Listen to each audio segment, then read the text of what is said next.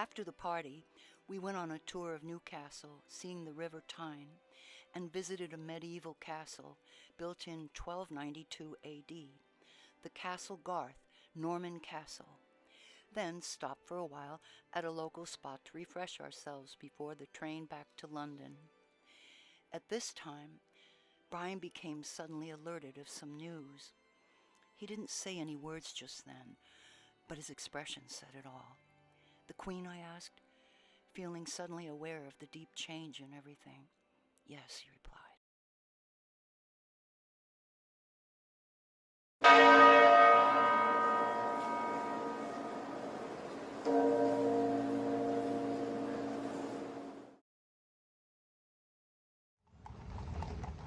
This was one of the heaviest moments ever. Much emotion was in the air, and everything changed. And I couldn't help but think about this having happened right directly after the event and the dancing party.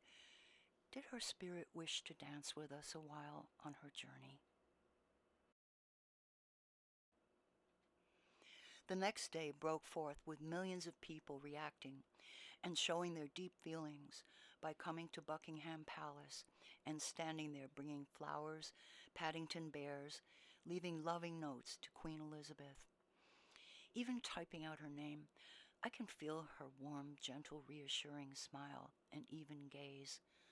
I don't know if everyone realized how very much she held everything together just by the magnitude of her grace and strength. Brian told me the next day to get to Buckingham Palace and experience the waves of love from everyone visiting there and take pictures and videos. Brian had promised we'd still get to see the sights, and he sure did keep his word. On Saturday, we got an early start. Though there was a sense of reflection and sadness all around, people were still prepared to live their lives, as their queen was such a great example of living life to the ultimate fullness. At Covent Garden, London's theatre district, we stopped to watch some of the magicians, jugglers, and comics performing in the cobblestone open area. Many of the people just sort of wandered around, a thoughtful look on their faces, and scarce few gathered to watch the entertainers doing their acts bravely in the opened arena. One who caught our eyes, and I videoed him, was the only one who seemed to somehow get through the somber timber of the day and spark some smiles. Then a new vibe, a cheery trip to Benjamin Pollock's toy shop, a really creative toy store filled with artful, imaginative toys featuring toy theaters, shadow boxes, puppets. Brian is pictured here with a dinosaur puppet. This was a rare treat. The store established in the 1800s. We were really, we covered so much memorable, exciting territory. And a word about the double-decker bus. Wow.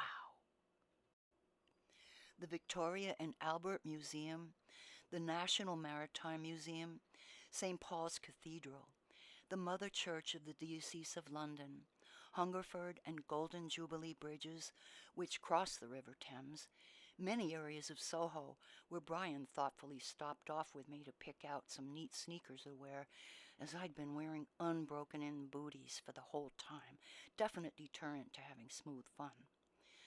The boat ride on the River Thames was magnificent. On to Harrods, where Brian showed me the ultimate in fashion, numerous fantastic gowns. I added in some of the photos we took in the Victoria and Albert Museum, where we saw some amazing costumes, musical instruments, sculptures, and statues from very long ago. Sure wouldn't mind living in a castle myself, lots of extra space, but I'm not too sure about too many of those in Brooklyn where I live.